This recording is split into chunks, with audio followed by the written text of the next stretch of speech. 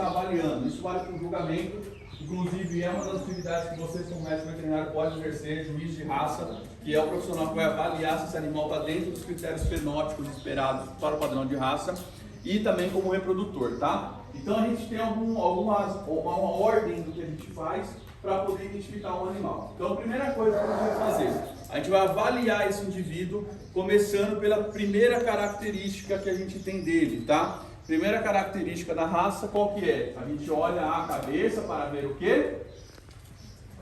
Padrão racial. Então se esse animal está dentro do padrão racial esperado. Aqui nós temos um animal da raça White Dorper, é uma raça sul-africana, produtora de carne, tá? Então ele tem como objetivo a produção de carne, então qual é a conformação que eu espero dele? Uma conformação de produção de carne, comprido, profundo e assim por diante, tá bom? Então primeira coisa que eu olho, questão de conformação, é condizente? Talvez vocês estão vendo a primeira vez essa raça, então ele tem todas as características de chanfro, de orelha, de olho, de orelha, de boca, que é condizente à raça dele, tá? Beleza? Primeira informação está ali. Depois, como que eu vou fazer as avaliações? Eu vou avaliar conforme a importância zootécnica para mim. Porque beleza para a gente aqui não é beleza estética, daquilo que eu acho bonito ou não. A beleza tem que ser funcional.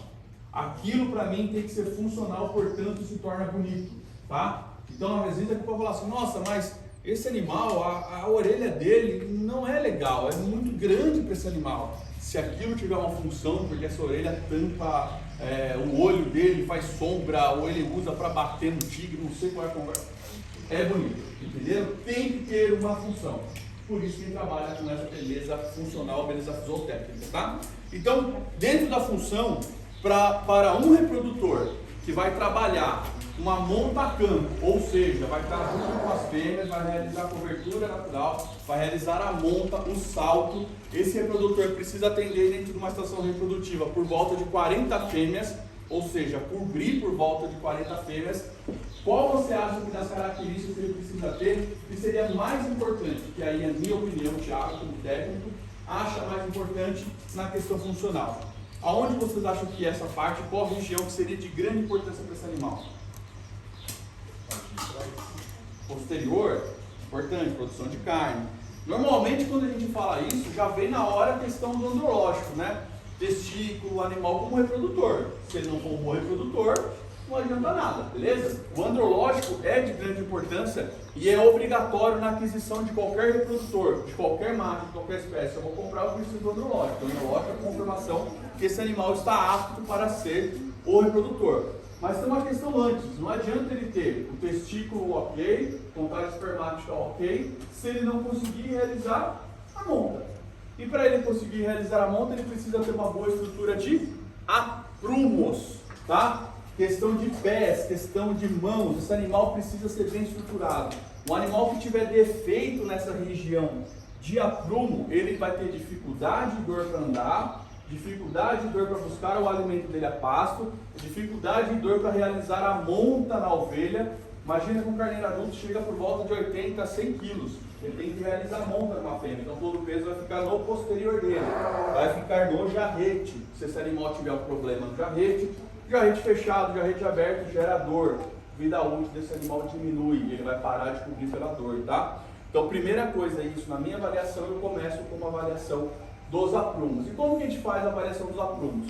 O animal vai estar posicionado, vocês estão aqui, o animal fica posicionado desse jeito, de frente para vocês, tá?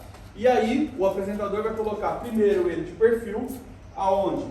Através da avaliação das regiões ósseas dele, eu vou puxar uma linha imaginária que vai sair do final da garupa, passando por trás do jarrete, e uma linha imaginária que sai da ponta do peito até o início do casco dele, e eu tenho que ver que esse animal esteja alinhado, que ele não esteja muito fechado, nem muito aberto. Essa questão de aprumo, quem já viu cavalo, cães, segue a mesma linha. O animal tem que ser alinhado e proporcional à sua estrutura óssea, tá? Então isso é nítido. Quando eu vejo um animal que é muito ruim de aprumo, eu já consigo ver de maneira muito clara, tá? Vi ele de perfil, tá ok? Vou olhar ele agora por trás. Por trás eu faço essa mesma avaliação, posicionado por trás, vejo o alinhamento que sai da garupa, desce numa linha imaginável por baixo do jarrete e tem que ser reto, não pode ser fechado, não pode ser aberto, tá? Fechado e aberto é o quê? Ó, o jarrete não pode vir para dentro, como não pode vir para fora da massa desse animal. Conseguem ver? Tá? Vi ele por trás agora, como que eu vou olhar ele? Pela frente. Olhei esse animal pela frente, vou avaliar também esse animal, usando as pontas de peito como apoio, descendo até o meio do casco, se esse animal não tem joelho fechado ou aberto, se ele não é torto em relação aos seus aprumos do anterior. Beleza? Eu olho isso, se esse animal estiver ok, eu vou ter um animal que é perfeito, muito difícil, tá? Nenhum animal é perfeito, a gente sempre pode buscar uma coisa a mais dele. Mas eu preciso ter um animal que aquela condição de aprumo que ele tem não vai prejudicar o trabalho dele como reprodutor. Esse é o meu objetivo quando eu faço essa seleção, beleza? Olhei a questão de perfil de aprumo. Qual que é a outra característica que eu vou olhar dele? Ligado ao produção, ligado à questão de objetivo de produção dele. Esse é um animal de corte. Então eu quero um animal que tenha carne. Eu quero o quê? Comprimento e profundidade. Essa relação em relação a essa distância. Quero mais carne, quero um animal comprido, quero um animal profundo. Quero um animal largo, quero um animal que tenha produção de carne. Quero um animal que quando eu vejo por trás tenha uma musculatura de pernil e posterior que mostre deposição de carne, tá? Essa avaliação eu preciso fazer. Visto de frente, põe de frente, por favor. Visto de frente, eu vou olhar um animal que tenha uma abertura de peito grande. Qual que é a importância da abertura de peito grande? A abertura de peito grande me dá primeiras costelas amplas, abertas. Qual que é a importância de primeiras costelas amplas e abertas? Quais os órgãos que ele tem aqui nessa região? Coração, o que mais? Pulmão, cardiorrespiratório. Se eu quero que o animal tenha a condição de andar atrás da fêmea, que monte a fêmea e consiga se alimentar, ele precisa ter um motor que dê essa condição para ele.